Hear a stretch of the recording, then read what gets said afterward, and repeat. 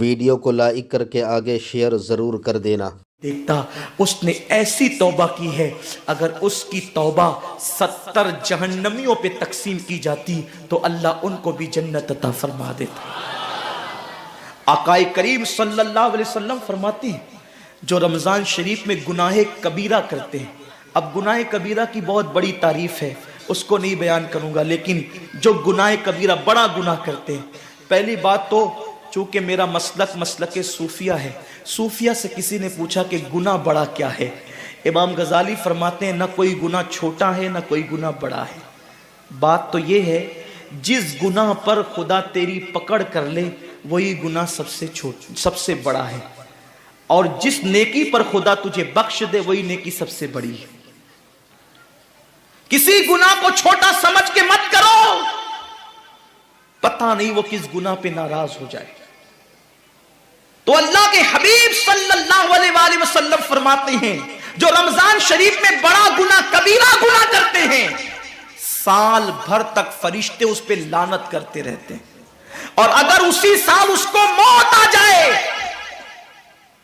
اسی سال جس نے ماہ رمضان میں گناہ کبیرہ کیا تھا، اس نے بڑا گناہ کیا تھا، اب بڑے بڑے گناہوں کو گنایا گیا، مثال کے طور پر کسی عورت پر غلط نیت سے نظر ڈالنا یہ گناہ کبیرہ ہے، جھوٹی قسم کھانا یہ گناہ کبیرہ ہے، ناپ تول میں کمی کرنا یہ گناہ کبیرہ ہے، کسی کو دیکھ کر اس کا مذاق اڑا کے دل دکھانا یہ گناہ کبیرہ ہے، کسی کی امانت میں خیانت کرنا یہ گناہ کبیرہ ہے،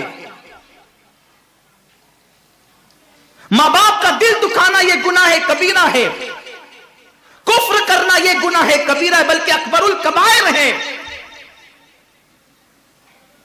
70 کی فہرست امام سیوطی نے گنائی ہے، اور پھر 70 کی فہرست گنانے کے بعد فرماتے ہیں 70 پر یعنی 1 2 3 4 والا 70 نہیں، بلکہ اللہ کے حبیب نے یہاں جو 70 فرمایا ہے یہ 70 گنتی والا 70 نہیں ہے، بلکہ کثرت بتانے کے لیے 70 ہے۔ جیسے کہ ہم کہتے ہیں نا میں نے تجھے 50 بار سمجھایا تو نہیں مانا، میں 100 بار تیرے گھر آیا تو نہیں ملا، تو اس کا مطلب یہ نہیں کہ 99 کے بعد ایک جو ملا کر کے آتا ہے وہ 100 نہیں، گنتی کا 100 نہیں، یہاں 100 بتانا کثرت بتانے کے لیے ہے، یہاں 50 کہنا کثرت بتانے کے لیے ہے۔ تو اللہ کے حبیب فرماتے ہیں 70 بڑے گناہ ہیں، یعنی اتنی طویل تعداد میں اتنی کثرت سے ہے بڑے گناہ کہ تم ان کو شمار نہیں کر سکتے، بس اتنا کہ جس گناہ پہ خدا ناراض ہو جائے وہ بڑا گناہ۔ تو جس نے رمضان شریف میں قصدن بڑا گناہ کیا، قصدن، نماز کو چھوڑنا بھی گناہ کبیرہ ہے، نماز کو ترک کرنا بھی گناہ کبیرہ ہے۔ میرے آقا صلی اللہ علیہ وسلم کے دیوانوں، کھیل کود میں وقت کو ضائع کرنا، وقت کا ضیاع، یہ بھی گناہ کبیرہ ہے۔ آقا فرماتے ہیں جس نے رمضان شریف میں گناہ کبیرہ کیا، اس رمضان سے لے کر آنے والے رمضان شریف تک فرشتے اس پہ لعنت کرتے ہیں۔ یہ لعنت کیا ہے؟ لعنت سمجھتے ہیں؟ لعنت کا مطلب یہ ہے جس پہ لعنت پڑی وہ ہمیشہ کے لیے اللہ کی رحمت سے دور ہو گیا۔ انسان کی لعنت کیا ہے؟ انسان کی لعنت، ایک جانور پر حضور علیہ الصلوۃ والتسلیم کسی صحابی کے جانور پر بیٹھے تھے، وہ دھیرے چل رہا تھا، کسی نے کہہ دیا کہ اس پہ لعنت ہو یہ دھیرے چلتا ہے، حضور علیہ السلام نے اس جانور کے نیچے اتر کر فرمایا جس پہ لعنت کر دی گئی میں اس جانور پہ سواری نہیں کر سکتا۔ یہ ایک انسان کی لعنت کا اثر ہے، جس پہ معصوم فرشتے لعنت کرے اس کا انجام کیا ہوگا، وہ بھی 1 2 لعنت نہیں۔ رمضان شریف کو چھوٹا مت سمجھیے، 1 کے 70 پر آپ کی نظر ہے، گناہ نیکیوں کی کثرت پہ آپ کی نظر ہے، گناہوں کی تباہی پہ آپ کی نظر نہیں ہے۔ اللہ کے رسول صلی اللہ علیہ وسلم نے فرمایا جیسے ماہ رمضان شریف میں نیکیوں کا درجہ بڑھ جاتا ہے، ویسے ماہ رمضان شریف میں گناہوں کا بھی معاملہ بڑھ جاتا ہے۔ یعنی اگر رمضان شریف میں تم 1 گناہ کرو گے تو اور دنوں کے اندر جو گناہ کرتے تھے اب اس گناہ سے زیادہ تمہیں عذاب دیا جائے گا، کیونکہ آپ نے ماہ رمضان کی حرمت کو پامال کیا ہے، آپ نے ماہ رمضان شریف کی عزت کو پامال کیا ہے۔ تو سوچو انسان کی لعنت پڑے یہ حال ہے، تو جس پہ فرشتوں کی وہ بھی 1 2 نہیں، پورے سال تک فرشتے لعنت کرتے ہیں۔